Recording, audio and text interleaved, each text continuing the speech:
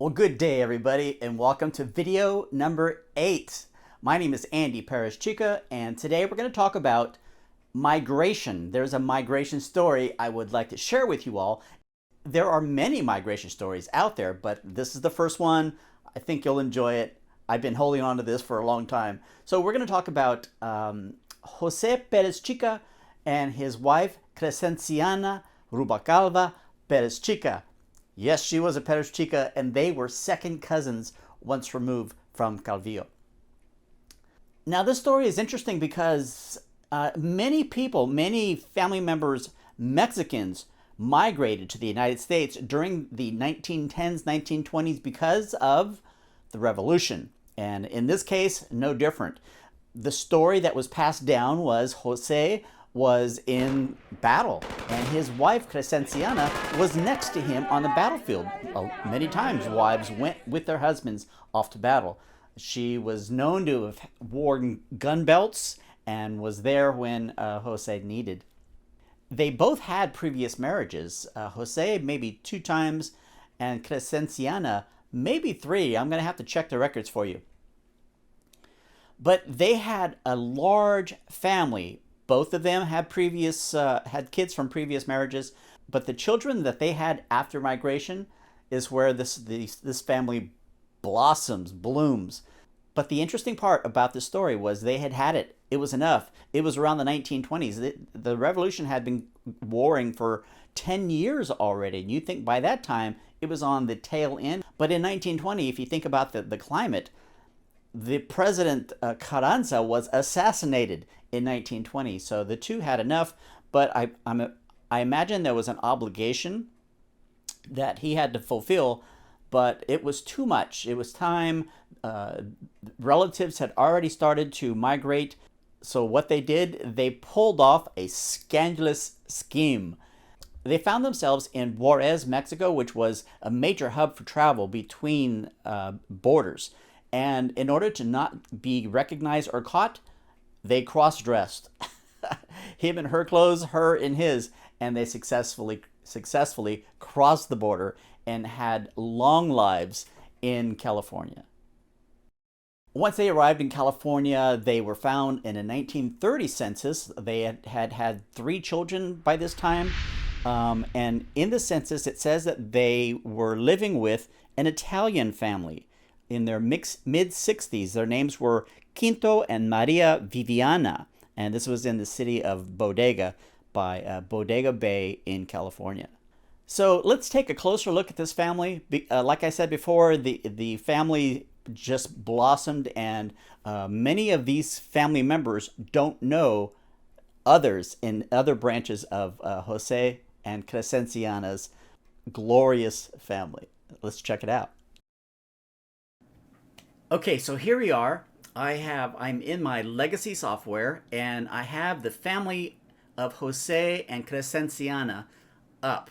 It shows up above Jose's parents as well as Crescenciana's. You see that she's from Petra Perezchica. And look at all the kids. You see 15 here, but there's more. Look at the bottom dollar here. 20 kids overall from all of their marriages between the two of them. Jose Perezchica had 2 marriages previously with, let's see here, Juana Serna Lopez. And you see there are multiple children from Juana Serna, and they are all currently, for the most part that I know of, in Calvillo. I'm sure many of their descendants have migrated since then. You see the birth dates starting from 1904 on. Let's switch over to, you see Crescenciana had a total of 3 marriages. We have the first in 1914, Mauricio Soto. In 1919, Bernardo, I'll say it in English, Villalobos, and then Jose Perezchica. Now, who knows what happened to the previous marriages? I mean, both of these men were adult age during the years of the revolution. Maybe they were soldiers, killed in action. Who knows? One day, hopefully, I will stumble onto military records, which is not available to me at the moment. Maybe when I go if and when I go to Mexico City again, I will find out the fate of all these people. But the children I want to focus in on are 1 to 9. The first born in 1924, and the last was Caroline. I personally knew Helen, and she was a firecracker. She had quite a personality, and I believe her sister Nellie, Natalie Ann, we called her Nellie. They used to come. They used to be close friends with their cousin, my aunt, Mercedes, here in Merced, and they used to come to the family reunions. Helen never missed one, her and her husband, John. But I would like to share with you a broad overview.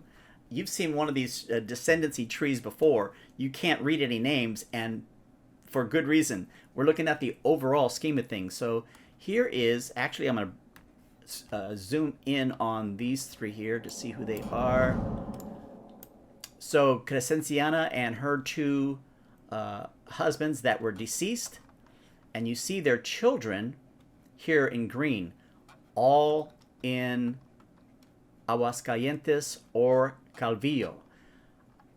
Ironically, I met Clara, one of the first genealogy acts that I did, speaking with her, and the sad part about it is I don't remember. I mean, this was back in the 90s. You see, she was born in 1917. I doubt that she's still with us to date. But she gave me all of her children. I don't remember that happening. Maybe it was I'm sure it was when I was in Calvillo, but I don't recall the incident happening. So going forward, if I have information given to me, and of course I was a genealogy rookie at this time, these days I write down the name of the person giving it to me, the date, and where we were at when it occurred. That way it would jog my memory better, because right now, as far as sources go, the sources were invalid if I just put personal information of Clara Soto. Since then, this was just maybe day before yesterday, I stumbled onto this family again, and I remembered, and I went into Family Search to see what was available, and my goodness, Clara had some rough times because many of her children passed at a young age. Look at this one here, Raul, born 1943, died 1947. Maria de Jesus, born 1947, died 1948. Irene, born 1948, died 1953. Nicolas and Lorenzo, look at oh my goodness, 2 years old here, just 2 months old, infant that had died of hers. So she experienced loss in her life. What interests me now is the love for her children, all of her children, even the ones that died at 2 years old. She made mention of them when we sat down and I was gathering information from her family. She never mentioned that half of her family were deceased. So that is a good mother there. So I'm going to back out again. Here is Jose Perezchica, the third husband. They settled in Santa Rosa. All these children here, they're color-coded based on Crescenciana and Jose's children. And I like to read for you. There it is.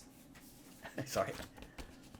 I have never seen a family fragment as much as I have here.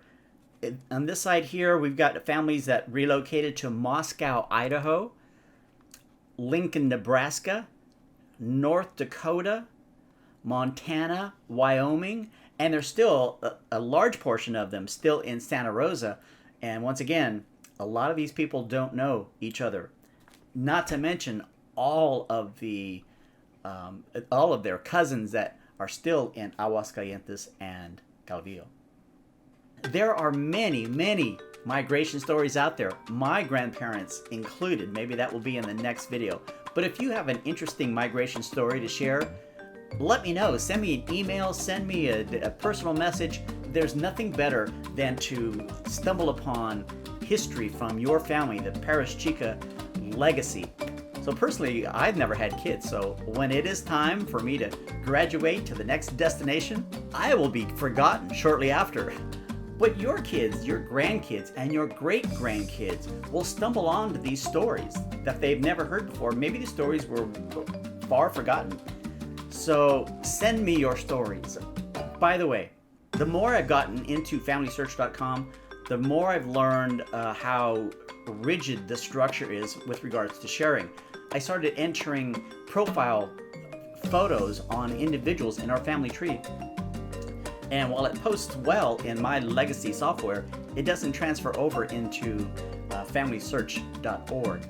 So as much as I am reluctant to pay the money, I think it's time to renew my Ancestry.com account, because it's there that you can just let your family freak flag fly. I'll be able to share all the photos, all the stories, as much history as possible, and it is easy to access for those who want it. All right, thanks everybody for watching this migration/cross-dressing video. Please feel free to share these videos with any and all of your Perezchica families. Until then, we will see you on the next go-round. Ciao.